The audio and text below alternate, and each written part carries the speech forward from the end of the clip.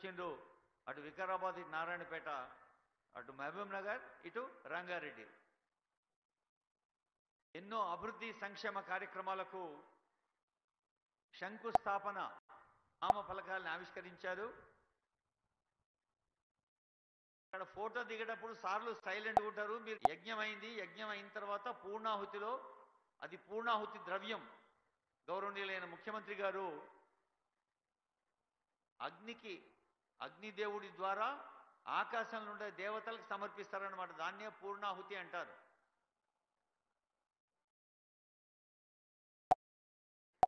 మనం ఇల్లు కట్టుకుంటే పూజలు చేస్తాం కదా, ఇదేమో ఒక్కరిల్లు కాదు, ఇద్దరిల్లు కాదు, 30,000 మంది పిల్లలకు తిండి పెట్టే ఇల్లు. తల్లి అంటాం.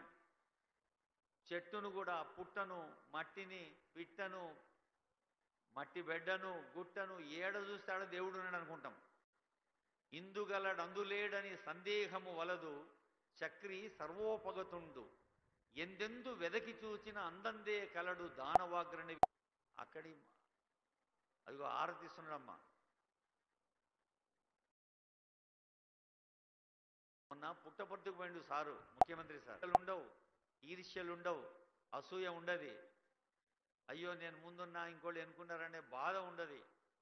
పాపం పుణ్యం ప్రపంచ మార్గం, కష్టం సౌఖ్యం శ్లేషార్థాలు ఏమీ ఎరుగని మనోహర్ రెడ్డి గారు మరియు మన కొడంగల్ నియోజకవర్గంలో ఎల్లప్పుడూ ప్రజల కార్యకర్తల కష్టాలు తెలుసుకునే మన ఇన్ఛార్జ్ మన తిరుపతి రెడ్డి గారికి కూడా స్వాగతం తెలియజేస్తూ, గురునాథ్ రెడ్డి గారు